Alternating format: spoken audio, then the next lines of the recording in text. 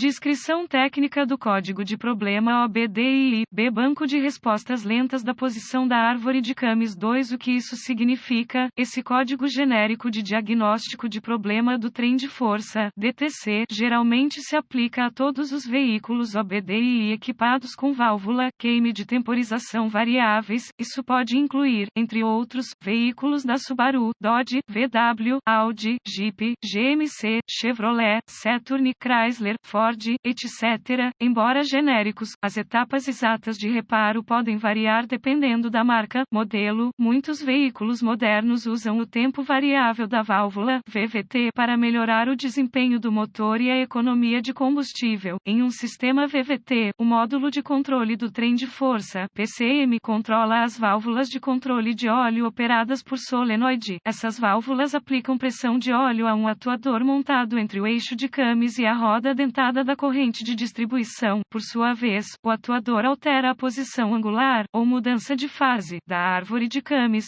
Um sensor de posição da árvore de Camis é usado para monitorar a posição da árvore de Camis. Um código de resposta lenta da posição da árvore de Camis é definido quando a posição real da árvore de Camis não corresponde à posição desejada pelo PCM durante as mudanças de fase da árvore de Camis. No que se refere às descrições dos códigos de problemas, o A indica a entrada de árvore de Camis à esquerda ou à frente. Por outro lado, B indica a árvore de Camis de escape, direita ou traseira. O banco 1 é o lado do mecanismo que contém o cilindro número 1, enquanto o banco 2 é o banco oposto. Se o mecanismo for um projeto em linha ou reto, haverá apenas um banco. O código P000D é definido quando o PCM detecta uma resposta lenta na mudança de fase na posição da árvore de Camis do circuito do banco 2. Este código está relacionado a P000A, P000B e P000C. Qual é a gravidade deste DTC? A severidade desse código é moderada a grave. É uma boa ideia abordar esse código o mais rápido possível. Quais são alguns dos sintomas do código? Os sintomas de um código de problema da P000D podem incluir luz iluminada do mecanismo de verificação, emissões aumentadas, desempenho ruim do motor, ruído do motor. Quais são algumas das possíveis causas do código? As causas deste código podem incluir suprimento inadequado de óleo, sensor de posição da árvore de Camis com defeito, válvula de controle de óleo com falha, atuador VVT com falha, problemas na corrente de distribuição, problemas na fiação, PCM com defeito. Um exemplo de sensor de posição da árvore de Camis,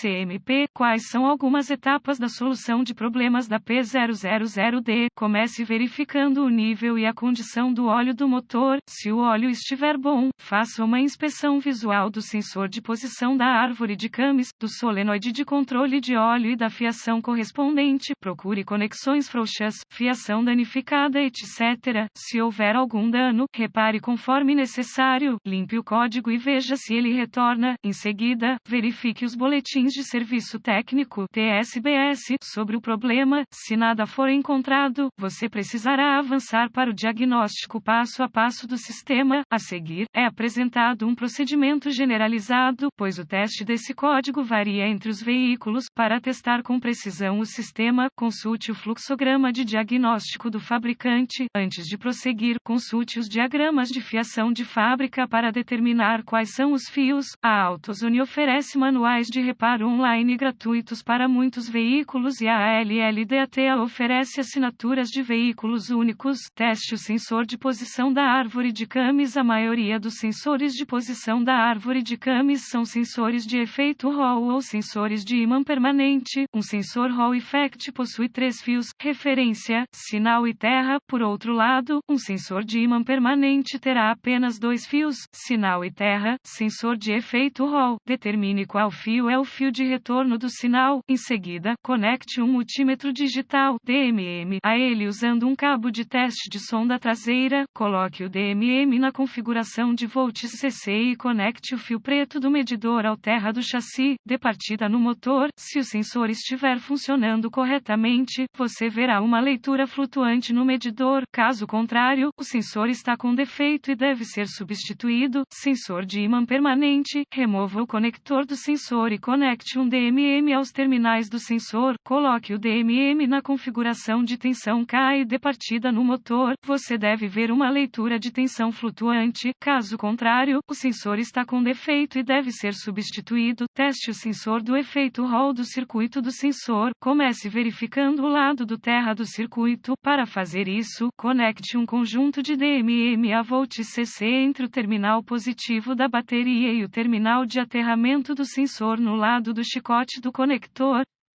Se houver um bom terreno, você deve obter uma leitura de cerca de 12 volts em seguida. Verifique o lado de referência de 5 volts do circuito conectando um conjunto DMM em volts entre o terminal negativo da bateria e o terminal de referência do sensor no lado do chicote do conector. Ligue a ignição do veículo. Você deve ver uma leitura de cerca de 5 volts. Se um desses dois testes não produzir leituras satisfatórias, o circuito precisará ser diagnosticado e reparado. Sensor de ímã permanente. Verifique o lado do terra do circuito. Para fazer isso, conecte o conjunto do DMM a volts CC entre o terminal positivo da bateria e o terminal de aterramento do sensor no lado do chicote do conector. Se houver um bom terreno, você deve obter uma leitura de cerca de 12 volts. Caso contrário, o circuito precisará ser diagnosticado e reparado. Teste o solenoide de controle de óleo. Remova o conector do solenoide. Use um multímetro digital definido como ohms para verificar a resistência interna do solenoide. Para fazer isso, conecte o medidor entre o terminal solenoide B+,